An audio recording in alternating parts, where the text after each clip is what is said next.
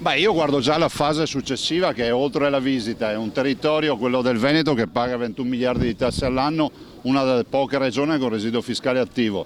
Queste tasse debbono restare qua, non possiamo ancora assistere agli sprechi che ci sono.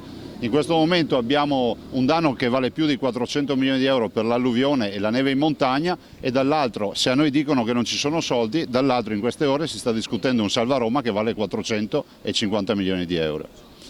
I temi sui quali ovviamente bisognerà ragionare con il nuovo governo sono quelli dell'occupazione, dei contenziosi collettivi, sono quelli delle infrastrutture e soprattutto quelli della diminuzione della pressione fiscale e del lavorare sul cuneo fiscale. I nostri imprenditori, le nostre 600.000 imprese sono delle autentiche, i nostri imprenditori sono degli autentici eroi, cioè non si riesce più a stare sul mercato. È bene che Roma questo lo capisca.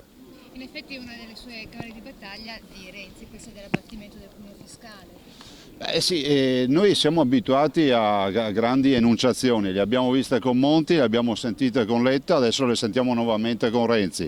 Direi che finirà anche questa luna di miele come sono finite le altre due e dopodiché passeremo ai fatti. Noi amministratori siamo chiamati a rispondere concretamente. Se tu dici che apri gli ospedali di notte li devi aprire, non puoi dire a continuazione che li apri di notte e poi non li apri. Un ex amministratore locale, questo potrebbe favorire il dialogo soprattutto con il territorio secondo lei?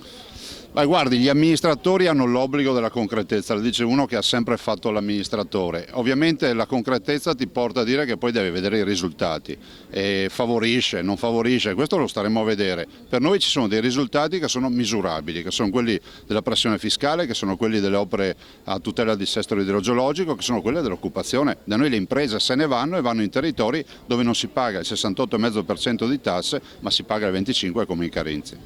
Okay. Naturalmente solleciterà l'incontro al ministro per le vertenze elettriche.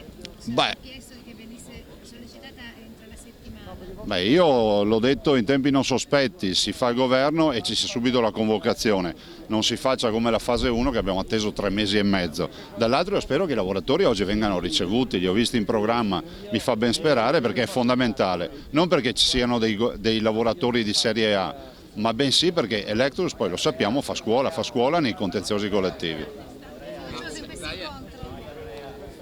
Diciamo che sono persona concreta, guarda con obiettività le cose, valuta le proposte e dopodiché vuol vedere i risultati. Noi veneti siamo pratici, vogliamo vedere i risultati.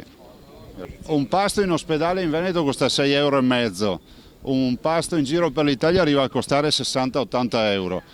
Direi che questo è il punto di partenza, o fa pagare gli spreconi guardando la latitudine, anche pensando al sud dove abbiamo 4 regioni che hanno 5 miliardi di buco alla sanità, oppure vuol dire che anche qui siamo a livello della solita pattuglia acrobatica che poi i risultati non li dà.